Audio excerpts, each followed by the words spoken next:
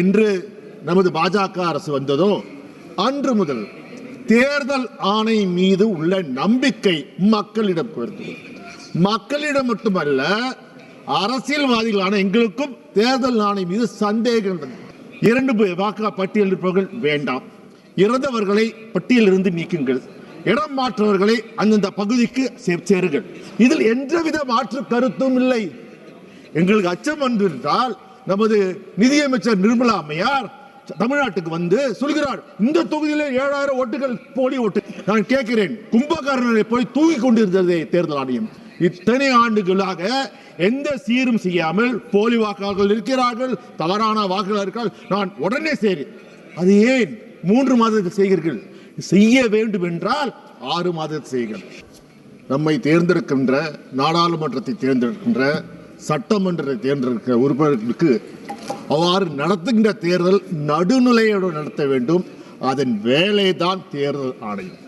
ஆனால் நீங்கள் பார்த்தீர்கள் என்றால், கிட்டத்தட்ட என்று நமது பாஜக அரசு வந்ததோ அன்று முதல் தேர்தல் ஆணை மீது உள்ள நம்பிக்கை மக்களிடம் குறைந்தது.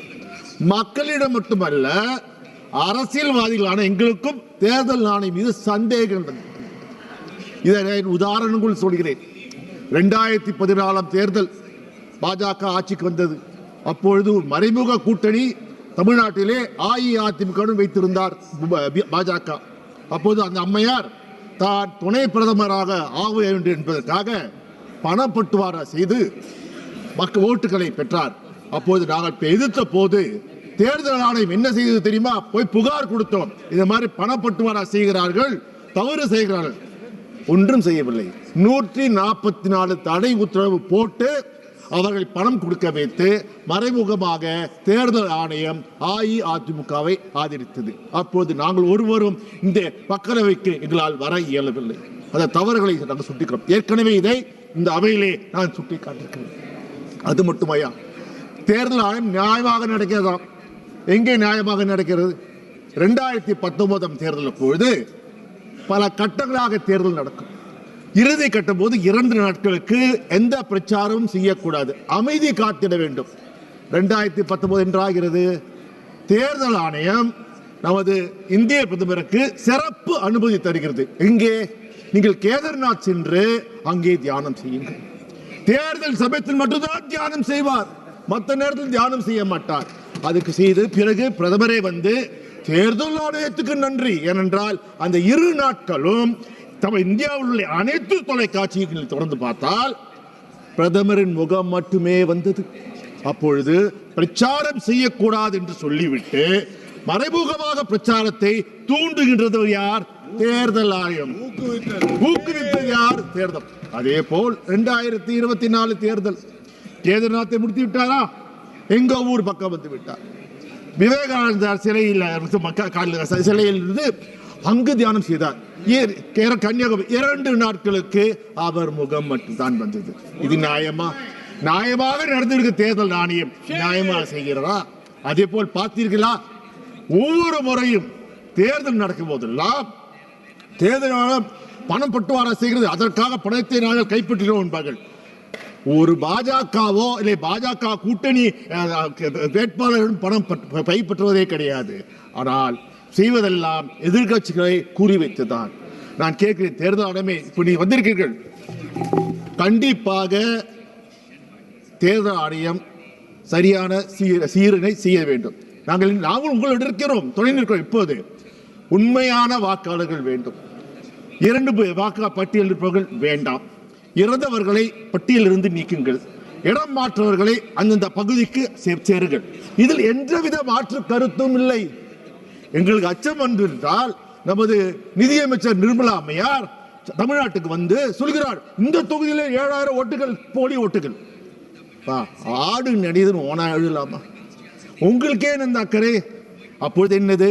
நீங்களும் தேர்தல் ஆணையம் இணைந்துதானே வேலை செய்கிறீர்கள். எங்களுக்கு தேவை. நான் கேட்கிறேன், கும்பகர்ணனை போய் தூக்கி கொண்டிருந்ததே தேர்தல் ஆணையம். இத்தனை ஆண்டுகளாக எந்த சீரும் செய்யாமல் போலி வாக்காளர்கள் இருக்கிறார்கள், தவறான வாக்குகள் இருக்கிறார்கள். நான் உடனே சரி, அது ஏன் 3 மாதத்தில் செய்கிறீர்கள்? செய்ய வேண்டும் என்றால் 6 மாதம் செய்யுங்கள். இது என்னன்னா, இதை பார்க்கும் போது எங்களுக்கு அச்சம் வருகிறது. என்ன அச்சம்? 2016ஆம் ஆண்டு பார்த்தீர்கள் என்றால் நவம்பர் 8ஆம் தேதி ஒருத்தர் வந்தார், தொலைக்காட்சியில் 8 மணிக்கு வந்தார். என்ன செய்தார்? அவசரகதியிலே இன்று முதல் 500 ரூபாய் நோட்டுகளும் 1000 ரூபாய் நோட்டுகளும் செல்லுபடி ஆகாது என்றார். அதே போல் என்ன செய்தார்? இனி உங்கள் வங்கியில் உள்ள பணத்தில் உங்களது இல்லை என்று சொன்னார். அதே போல்தான் இன்று 4 நவம்பர் 2020 தமிழ்நாட்டிற்கும் மற்ற மாநிலங்களுக்கும் வாக்காளர்களே, உங்கள் வாக்கு உரிமை இல்லை. நீங்கள் புதிதாக பதிவு செய்தால் கொண்டால் மட்டுமே உங்களுக்கு வாக்குப்பதிவு இருக்கு. உங்கள் வாக்குரிமையை நாங்கள் இரவோடு இரவாக நவம்பர் மாதம் நாங்கள் புடுங்கிக் கொண்டோம். அப்பொழுது அச்சம் வராதா? இதற்கு பின்னால் யார் இருக்கிறார்? இந்த மாதிரி சிந்தனைகள் எல்லாம் ஒருவருக்கு மட்டும்தானே வரும். அது இந்திய பிரதமர் மோடிக்கு மட்டும்தானே வரும். இரவோடு இரவாக அனைத்தையும் கலைத்துவிட்டு புதிதாக சேர்க்கின்ற எண்ணம் யாருக்கு வரும்? அது மட்டுமா? அவர் செய்கின்ற ஒவ்வொரு இதிலும் எத்தனை உயிர் சேதங்கள் நடக்கிறது. கிட்டத்தட்ட பார்த்தீர்கள் என்றால் 29 நாட்களிலே சுமார் 47 பேர் உயிரிழந்திருக்கிறார்கள். அது குறிப்பாக SAR பணியிலே ஈடுபட்ட போது இது சரியா? இதனால முறையா? நீங்கள் இருக்கின்ற ஒவ்வொரு முடிவுகளிலும் ஏழை மக்கள் தானே உயிரிழக்கிறார்கள். நீங்களே நான் கேட்கிறேன், உண்மையாகவே நியாயமாக நடந்து கொள்ள வேண்டும் என்று தேர்தல் ஆணையம் நினைத்தால் முதலே ஒரு பைலட் ப்ராஜெக்ட் செய்யுங்கள், ஒரு மாநிலத்தை செய்யுங்கள், இல்லை 4 தொகுதிகள் செய்யுங்கள். அதில் வெற்றி பெற்று அங்கிருந்து படிப்பினை எடுத்து பிற மாநிலத்தில் செய்யுங்கள். நீங்கள் பீகாருக்கு செய்தீர்களே, என்ன ஆயிற்று? பீகார் தேர்தல் போது எத்தனை லட்ச போலி வாக்காளர்கள் இருந்தார்கள். நீங்கள் சீர் செய்தீர்களா? இதோ அப்படியே மாற்றி விடுவோம், மணலை கயராக மாற்றுவோம் திருப்போம் சொன்னீர்களே, உங்களால் செய்யவில்லையே. கிட்ட பார்த்தால் என்ன செய்தீர்கள்? நாங்கள் கிட்டத்தட்ட நமது இவர் புதிதாக நீ இந்தியனா இல்லையா என்று கண்டுபிடிக்கிறேன் என்ற முயற்சியில் தேர்தல் ஆணையம் ஈடுபடு. அதுவா உன் வேலை? நான் கேட்கிறேன் ஐயா, எனக்கு ஒன்று புரியவில்லை. நீங்க பார்த்தீர்கள் என்றால் இப்பொழுது தேர்தல் ஆணையத்திலிருந்து பார்த்தீர்கள், நான் தான் இந்திய குடிமகன், நான் தான் வாக்குரிமை உள்ளவன், நான் தான் செய்ய வேண்டும். ஐயா, இது உன்னுடைய வேலை இல்லையா? தேர்தல் ஆணையம் தான் நீ உனக்கு வாக்குரிமை இருக்கிறது, நீ வாக்களித்தால் தான் நல்லபடி நடக்கும் என்று இருக்கும் என்று சொல்லக்கூடிய தேர்தல் ஆணையம் தன் கடமையிலிருந்து தவறிவிட்டு மக்களின் மீது தேவையற்ற சுமையை சொல்கிறது. அதுவும் பார்த்தீர்கள் என்றால் நான் கேட்கிறேன், நீங்கள் பார்த்தீர்கள் என்றால் நீங்கள் திருமணம் செய்து கொள்ள வேண்டும் என்றால் என்ன வேண்டும்? பெண் வேண்டாம், முதல் ஆதார் கார்டு வேண்டும். நீங்கள் விவாகரத்து செய்து கொள்ள வேண்டுகிறா, என்ன வேண்டும்? அதற்கும் ஆதார் வேண்டும். நீங்கள் குழந்தை பெற்றுக்கொள்கிறா, குழந்தை பெற்றுக்கொண்டால் இது என்ன வேண்டும்? அதற்கும் ஆதார் வேண்டும். வண்டி ஓட்டணுமா? அதற்கு லைசன்ஸ் வேண்டுமா? அதற்கு முதல் என்ன தேவை? ஆதார் தேவை. கல்லூரியிலே போய் நான் படிக்க வேண்டுமா? அதுக்கு என்ன தேவை? ஆதார் தேவை. வங்கியிலே போய் நான் கணக்கு திறக்க வேண்டுமா? அதற்கு என்ன தேவை? ஆதார் தேவை. வேலைக்கு, அரசாங்க வேலைக்கு நான் செல்ல வேண்டுமா? எனக்கு தேவை ஆதார். ஏன் எல்லாத்துக்கும்? ஏன் நான் செத்தால் கூட என் பணத்தை எரிக்க வேண்டுமோ புதைக்க வேண்டுமோ அதற்கும் ஆதார் தேவை. இவ்வாறு அனைத்திலும் ஆதாரை கிடைத்து இந்த அரசு தேர்தல் நாங்கள் ஆதாரை ஏற்றுக்கொள்ள மாட்டோம்.